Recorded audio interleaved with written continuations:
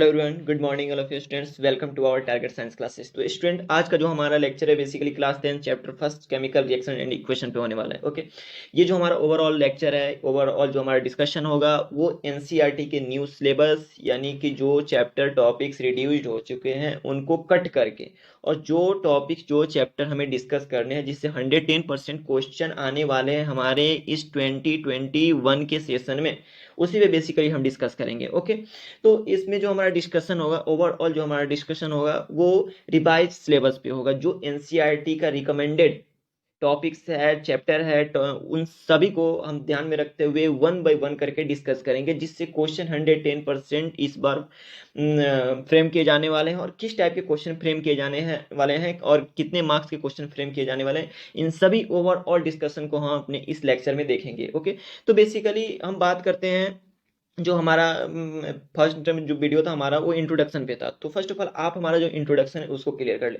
क्योंकि इंट्रोडक्शन होता है क्या, इंट्रोडक्शन हमारे ओवरऑल चैप्टर का एक क्या होता है, एक फाउंडेशन होता है, एक बेस होता है किसी भी चैप्टर को समझने के लिए। फर्स्ट ऑफ ऑल उसका इंट्रोडक्शन, उस इंट्रोडक्शन का मतलब ही होता है कि उस चैप्टर का मीनिंग है क्या, वो चैप्टर कहना क्या चाहता है, या जो भी उसके अंदर टॉपिक्स या चैप्टर इंक्लूड है उनका छोटा सा एक रिकैप, ऐसा कहते हैं एक छोटा सा रिकैप होता है इंट्रोडक्शन। इंट्रोडक्शन एक बेस होता है कि हाँ एक्चुअल में ये हमारा चैप्टर है क्या, ये चैप्टर क्या कह रहा है, तो वही होता है इंट्रोडक्शन। तो इंट्रोडक्शन का लिंक मैंने अपने डिस्क्रिप्शन बॉक्स में दे रखा है, आप वहां से इंट्रोडक्शन पे जा सकते हो और इंट्रोडक्शन के इस कॉन्सेप्ट को क्लियर कर सकते हो, ताकि आप जब इस लेक्चर को देखो या जब भी इस आप टॉपिक को पढ़ो तो आपको आसानी से वो समझ आ सके। ओके, तो ये जो हमारा लेक्चर होगा ये प्योरली एनसीईआरटी बेस्ड होगा। एनसीईआरटी के सारे सीक्वेंस को फॉलो करते हुए हम वन बाय वन डिस्कस करेंगे। जो भी एनसीईआरटी के पॉइंट्स हैं, की पॉइंट्स हैं या वर्ड्स हैं, उन सभी को ध्यान में रखते हुए हम अपने इस डिस्कशन को करेंगे। ओके, और जो भी हमारा एनसीईआरटी का सीक्वेंस है उसी सीक्वेंस के बेस पे चलेंगे। तो एनसीईआरटी में जैसे सीक्वेंस है उसी सीक्वेंस को हम फॉलो करेंगे। ओके, तो अब हम बात करते हैं जो हमारा टॉपिक्स है उस टॉपिक को हम डिस्कस करेंगे।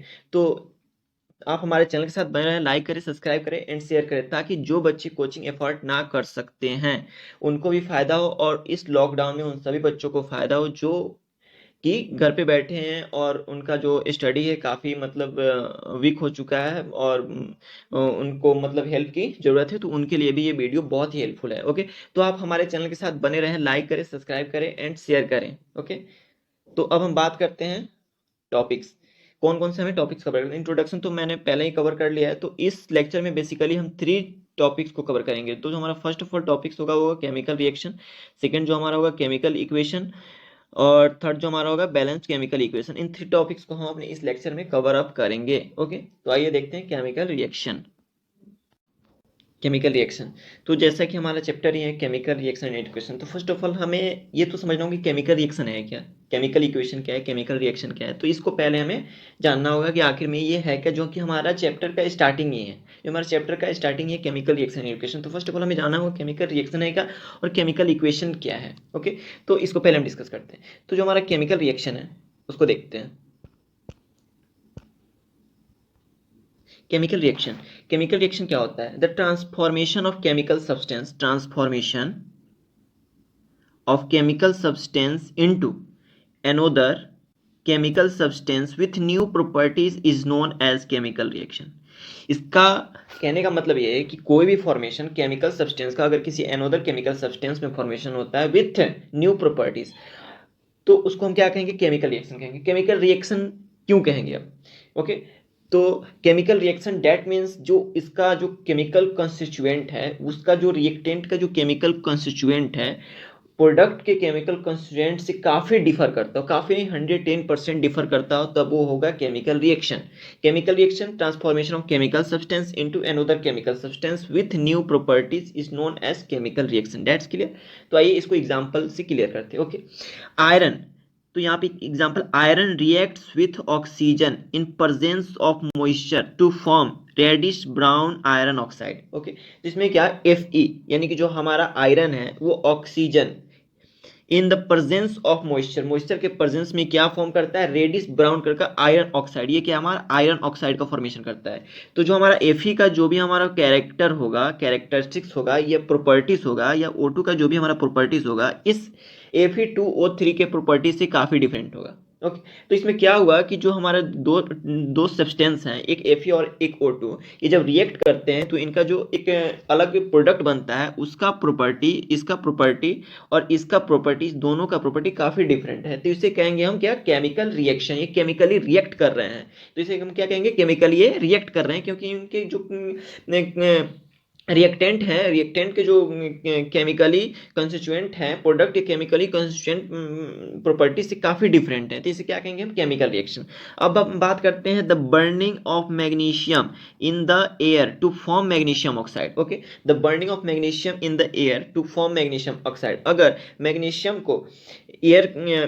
को अगर जलाते हैं तो क्या बनता है, मैग्नीशियम ऑक्साइड बनता है। जो हमारा मैग्नीशियम का होगा, Mg का जो भी हमारा प्रॉपर्टीज होगा और O2 का जो भी हमारा प्रॉपर्टीज होगा, तो ये दो हमारे क्या है, रिएक्टेंट है जो रिएक्ट कर रहे हैं आपस में, और एक तीसरे जो हमारा सब्सटेंस है उसका फॉर्मेशन कर रहे हैं MgO। तो इन जो हमारा रिएक्टेंट है, ये जो हमारा दोनों रिएक्टेंट है, इसका प्रॉपर्टी और MgO जो हमारा प्रोडक्ट बन रहा है उसका प्रॉपर्टी काफी डिफरेंट होगा, वो केमिकली डिफर होंगे। जो इन दोनों का केमिकल कंस्टिट्यूएंट है, केमिकली कंस्टिट्यूएंट प्रॉपर्टीज है, उस एम और इस जो हमारा प्रोडक्ट है, इसका जो केमिकली कंस्टिट्यूएंट प्रॉपर्टीज है काफी डिफरेंट होगा। तो ऐसा क्या है, केमिकल रिएक्शन है। ओके, क्योंकि इसका जो केमिकली कंस्टिट्यूएंट है या केमिकली इसका जो प्रॉपर्टीज है वो डिफरेंट हो जा रहा है। ओके, जो हमारा रिएक्टेंट है उसका केमिकल का जो प्रॉपर्टीज है वो अलग है, और जो हमारा प्रोडक्ट बन रहा है उसका जो केमिकल का प्रॉपर्टीज है वो अलग है, तो ये काफी डिफरेंट है। ओके, तो ये हमारा क्या हुआ, केमिकल रिएक्शन। ओके, अब हम एक और एग्जांपल लेते हैं।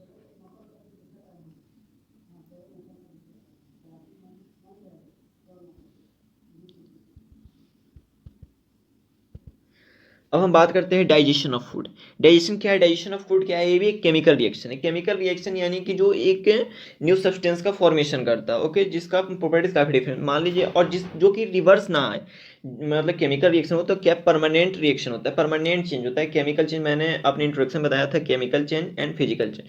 तो केमिकल रिएक्शन ही केमिकल चेंज होता है, केमिकल चेंज ही केमिकल रिएक्शन होता है। ओके, तो डाइजेशन ऑफ फूड, अगर मान लीजिए कि हम जो फूड हम इंटेक करते हैं तो हमारे बॉडी में जाता है, उसका डाइजेशन होता है, और डाइजेशन के बाद जो हमारा एनर्जी रिलीज होता है वो हमारे सेल्स क्या करते हैं, यूटिलाइज करते हैं।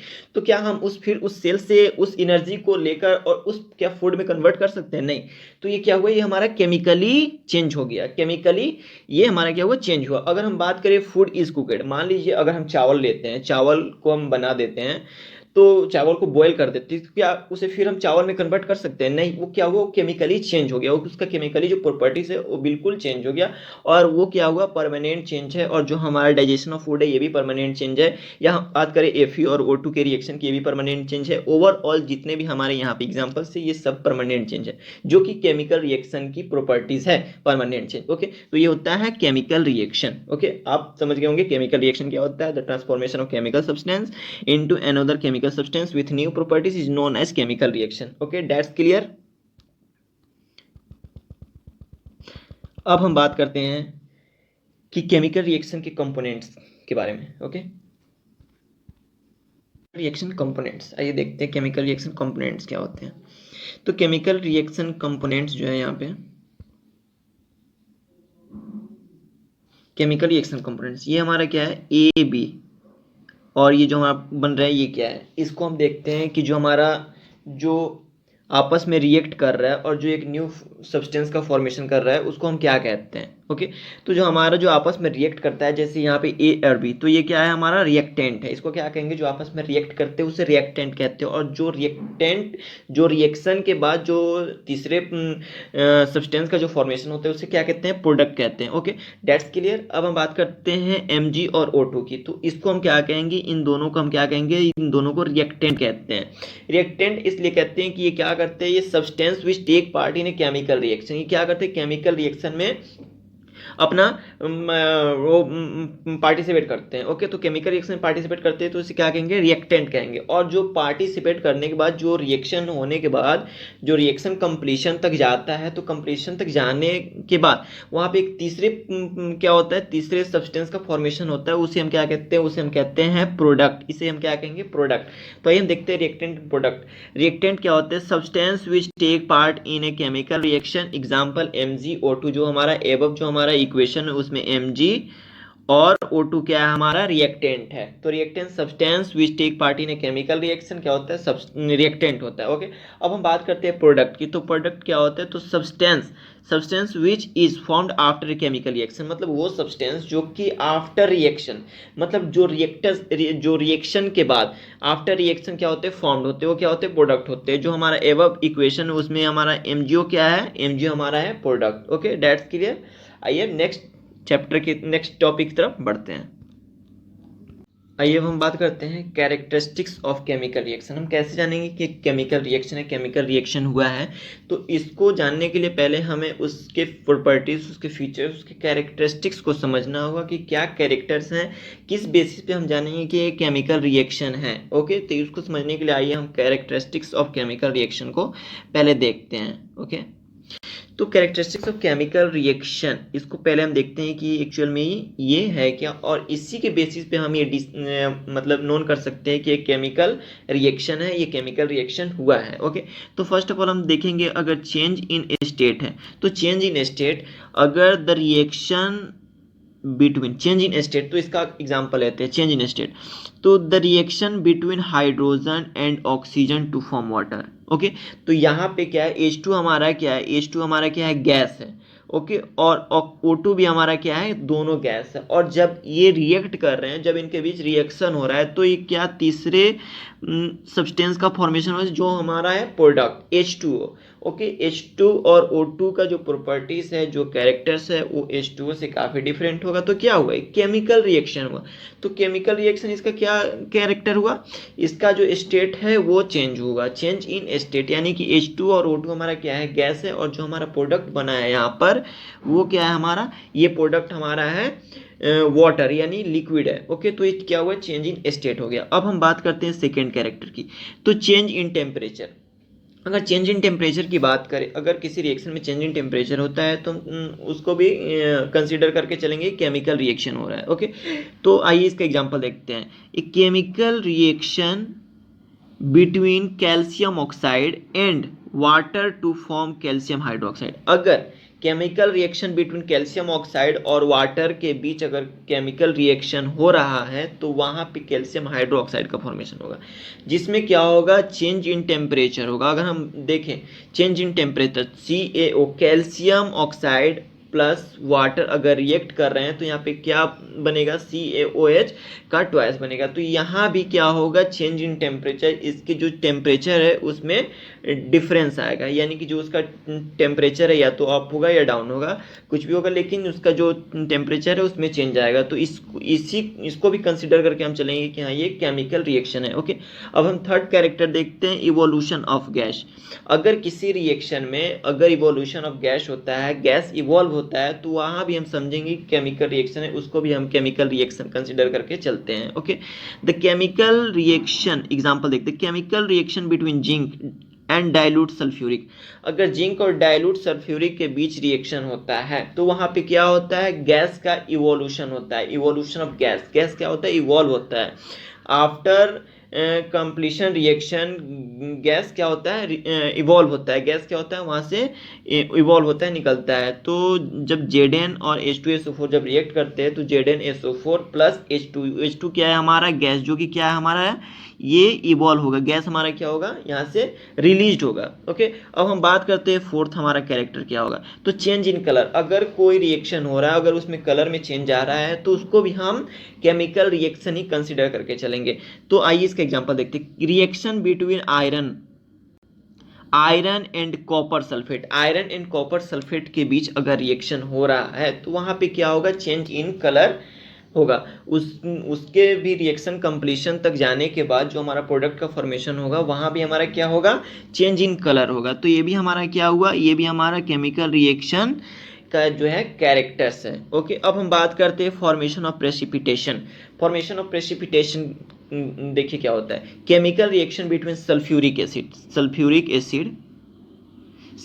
Acid and barium chloride, formation of precipitate barium sulphate. तो sulphuric acid and barium chloride का जब रिएक्शन होता है तो वहाँ पे जो प्रेसिपिटेट बनता है वो क्या होता है, प्रेसिपिटेट जो होता है हमारे पेंदी में वो जमा हो जाता है। प्रेसिपिटेट हमारा क्या है, बेरियम सल्फेट, यहाँ पे क्या है हमारा प्रेसिपिटेट, बेरियम सल्फेट है हमारा प्रेसिपिटेट। ओके, तो ये भी हमारा क्या है, केमिकल रिएक्शन का कैरेक्टर्स है। ओके, तो इस बेसिस पे हम कहेंगे कि केमिकल रिएक्शन हो रहा है, केमिकल रिएक्शन नहीं हो रहा है। तो केमिकल रिएक्शन हमारे एग्जाम में पूछे जा सकते हैं कि हम कैसे समझेंगे केमिकल रिएक्शन हो रहा है, उसके कुछ कैरेक्टर्स होते हैं, तो उस बेसिस पे आपको क्वेश्चन पूछा जा सकता है। तो आप इन्हीं 5 पॉइंट्स को वहाँ पे लिख सकते हैं और आपका 1-2 मार्क्स का वहाँ पे क्वेश्चन, 2 या 3 मार्क्स का वहाँ पे क्वेश्चन आ सकता है ऐसा कि केमिकल रिएक्शन हो रहा है तो उसका मतलब क्या कैरेक्टर्स है। तो आप यहाँ पे इस 5 पॉइंट्स को लिख के और उसका जो एग्जाम्पल है वहाँ पे आप लिख देना, आपको 110% मार्क्स वहाँ पे मिलेंगे। ओके,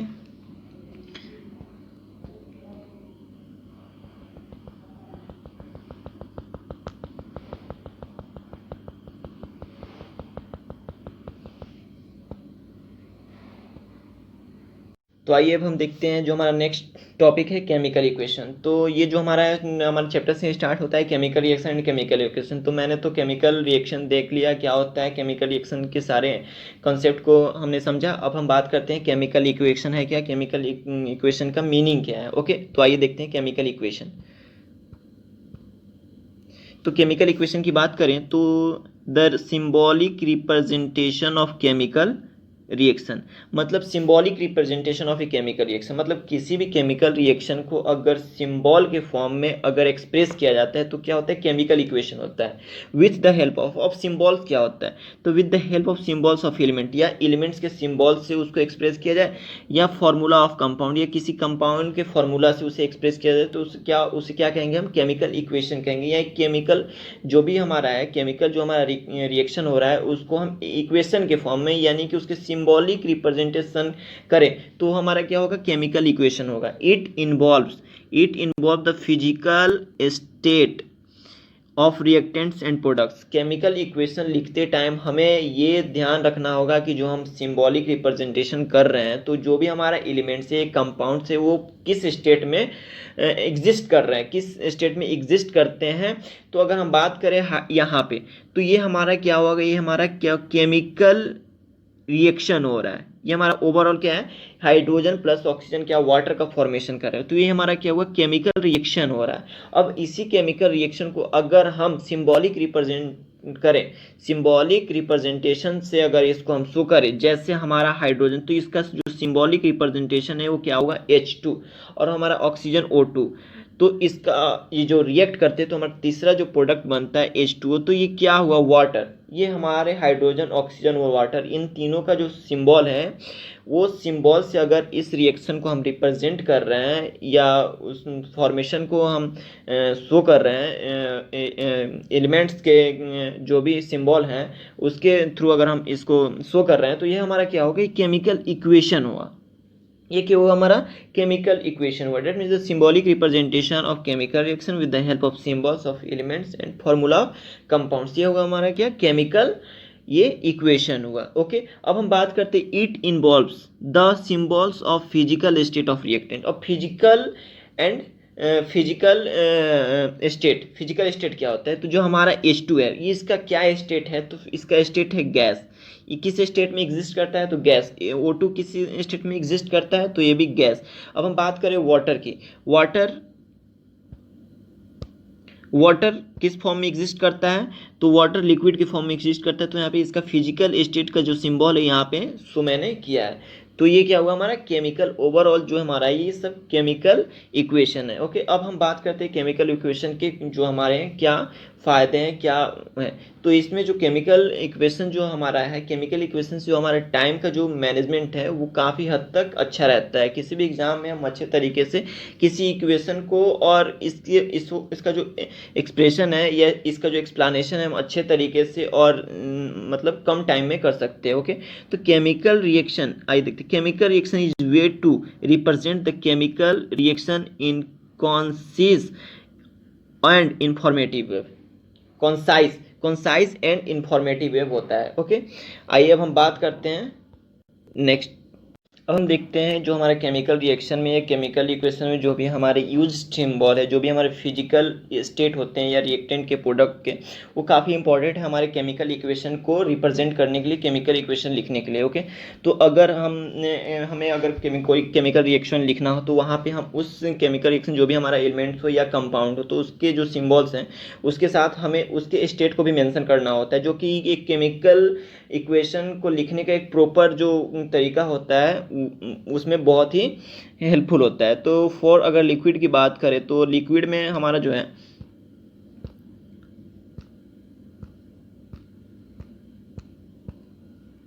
लिक्विड, अगर किसी भी केमिकल रिएक्शन में अगर लिक्विड आता है तो वहाँ पे अगर उससे फिजिकल स्टेट को मेंशन करना होता है तो वहाँ पे अगर लिक्विड होता है तो यहाँ पे हम एल का यूज़ करते हैं, अगर फॉर सॉलिड तो s, for gases g, for aqueous अगर एक्वस हो इन तो उसके लिए हम ए क्यू का यूज़ करते हैं किसी केमिकल इक्वेशन में लिखने के लिए। अगर उसके फिजिकल स्टेट को मेंशन करना हो वहाँ पे, अगर वहाँ पे उसको लिखना हो उसके फिजिकल स्टेट को तो उसको हम इस तरह लिख सकते हैं। ओके, अगर हम बात अगर कोई रिएक्शन कंप्लीशन तक जाता है और उसमें जो क्या होता है गैस का प्रोडक्शन होता है, तो गैस का प्रोडक्शन जब होगा तो गैस का ऊपर की तरफ जाता है, ऊपर की तरफ जाता है, तो इसलिए इस सिंबल का हम यूज़ करते हैं। अगर हम बात करें for precipitate form in the reaction, अगर कोई प्रेसिपिटेट बनता है किसी रिएक्शन में तो क्या होता है नीचे पेंदी में बैठता है, तो नीचे की तरफ उसका जो सिंबल्स है ऐसे हम डिनोट कर देंगे। ओके, आइए अब हम देखते हैं, बात करते हैं कि केमिकल इक्वेशन को लिखा कैसे जाता है। केमिकल इक्वेशन लिखने के रूल कौन कौन से हैं उसको पहले हम देखते हैं, वन बाय वन करके देखेंगे।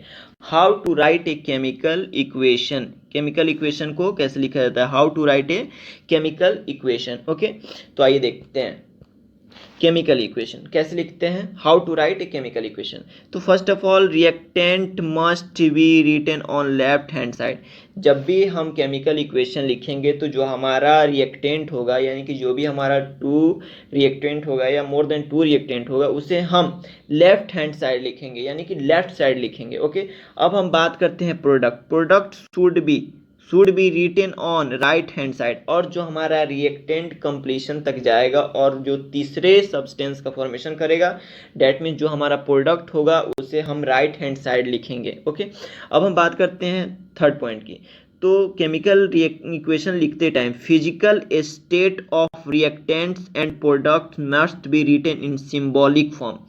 अगर हम केमिकल इक्वेशन लिख रहे हैं तो उसके फिजिकल स्टेट या तो रिएक्टेंट हो या प्रोडक्ट उसमें जो है उसका जो फिजिकल स्टेट है उसको सिंबॉलिक फॉर्म में लिखना बहुत ही इंपॉर्टेंट होता है। ओके, अब हम बात करते हैं फोर्थ पॉइंट। फोर्थ पॉइंट में आता है क्या है, reactants and products are separated by arrow. अगर कोई रिएक्शन हो रहा है, कोई रिएक्टेंट है और जो तीसरा हमारा सब्सटेंस बन रहा है प्रोडक्ट, तो उसके बीच सेपरेशन किस चीज़ से करते हैं, हमारा एरो से होता है। इधर हमारा क्या होगा रिएक्टेंट और यहाँ पे हमारा क्या होगा प्रोडक्ट।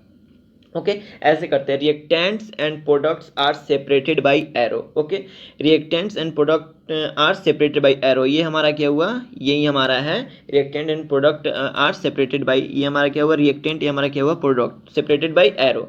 अब हम बात करते हैं राइट प्लस साइन बिटवीन 2 और more reactants and products.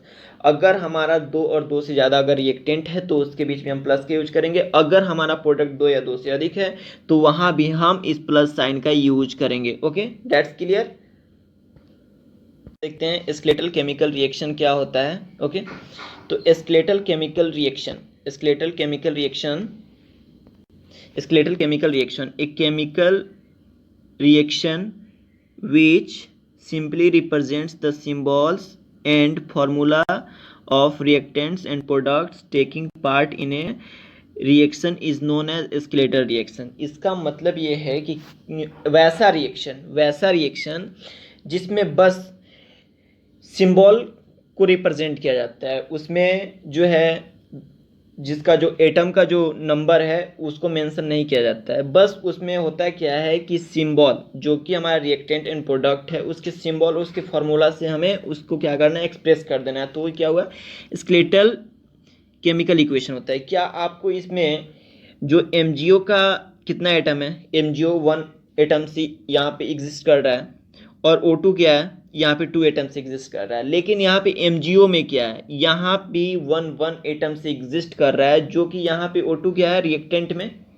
Reactant में हमारा O2 है 2 एटम्स है और MgO में 1 एटम्स है। तो यहाँ पे क्या हुआ, ये जो है laws of conservation of mass को फॉलो नहीं कर रहा है। तो ये हमारा क्या हुआ, स्केलेटल केमिकल इक्वेशन, यानी कि ऐसा कहे तो एक सिर्फ कंकाल है, इसमें कोई उसका जो laws of conservation of mass है उसका फॉलो यहाँ पे नहीं हुआ है। तो हमें किसी भी अगर केमिकल रिएक्शन को कर रहे हैं तो वहाँ पे हमें laws of conservation of mass को फॉलो करना होता है, चाहे किसी भी क्लास का वो केमिस्ट्री क्यों ना हो, किसी भी क्लास का टॉपिक्स या चैप्टर क्यों ना हो, उसमें laws of conservation of mass को हमें फॉलो करना होता है। ओके, तो अब हम बात करते हैं balanced chemical equation. Okay, balance कैसे करेंगे, यानी कि laws of conservation of mass को कैसे पूरा करेंगे। तो उसे ही करने के लिए उसका जो हमारा टॉपिक का नाम दिया गया है उसको हम कहते हैं बैलेंस्ड केमिकल इक्वेशन। उसको क्या कहते हैं, बैलेंस्ड केमिकल इक्वेशन। तो आइए देखते हैं बैलेंस्ड केमिकल इक्वेशन क्या होता है। The equation in which the number of atoms of each element on reactant and product sides are equal so as to follow the laws of conservation of mass. यहाँ पे आया ना कि chemical equation जो होता है, बैलेंस केमिकल इक्वेशन क्या होता है, तो जो नंबर ऑफ एटम है बोथ साइड, या तो रिएक्टेंट हो या प्रोडक्ट हो, दोनों साइड जो एटम का जो भी एलिमेंट्स हो उसके एटम सेम होने चाहिए। ये क्या फॉलो करता है, हमारा laws of conservation of mass. तभी हमारा कोई भी केमिकल इक्वेशन या केमिकल रिएक्शन हमारा प्रॉपर तरीके से सही होगा। ओके, तो आइए यहाँ पे देखते हैं एग्जाम्पल। अगर हम बात करें यहाँ MgO 2 MgO ओके और O2, तो दोनों का जो एटम है वो 2 Mg भी है और O2 भी 2 है। ओके, तो यहाँ पे जो हमारा 2 MgO बना है, तो इन दोनों का जो रिएक्टेंट का जो हमारा एटम का जो नंबर है प्रोडक्ट के एटम के नंबर से इक्वल है। तो ये हमारा क्या हुआ, बैलेंस्ड केमिकल इक्वेशन, यानी कि ये laws of conservation of mass को फॉलो कर रहा है। तो आइए आपको हम बता देते हैं कि laws of conservation of mass क्या होता है। ऑफ कंजर्वेशन ऑफ मास,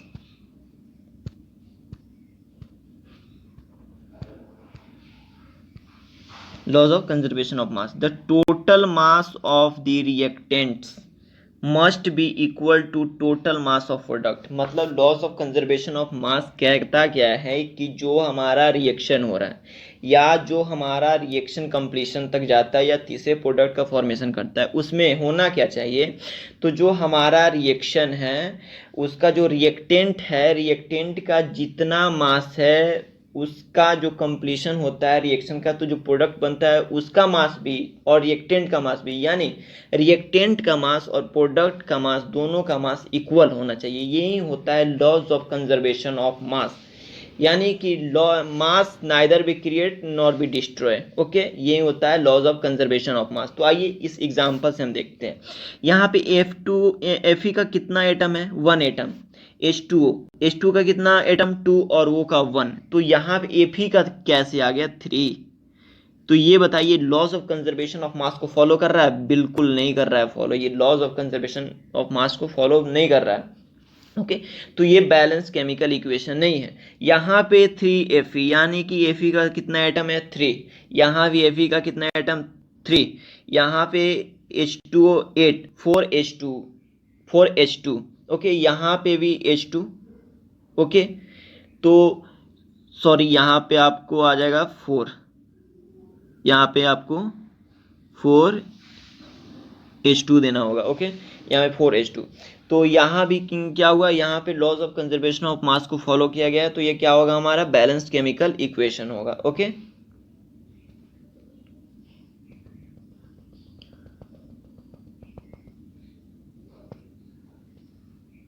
अब हम बात करते हैं कि किसी भी केमिकल इक्वेशन को बैलेंस कैसे किया जाता है। ओके, तो ये देखते हैं केमिकल इक्वेशन को बैलेंस कर कैसे किया जाता है।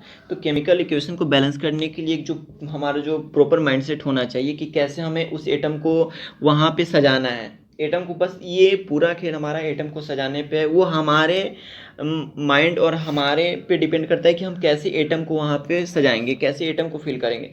तो हमें बस करना कुछ नहीं होता है, हमें रिएक्टेंट और प्रोडक्ट दोनों के साइड के जो भी हमारे एलिमेंट्स और कंपाउंड्स हैं, अगर मान लीजिए हमारे ये जो रिएक्टेंट हो गया, क्या हुआ हमारा रिएक्टेंट, और Fe हमारा क्या हुआ प्रोडक्ट। तो यहाँ पे तो Fe के 3 एटम है, लेकिन जो हमारा रिएक्टेंट साइड है यहाँ पे क्या है 1 एटम है।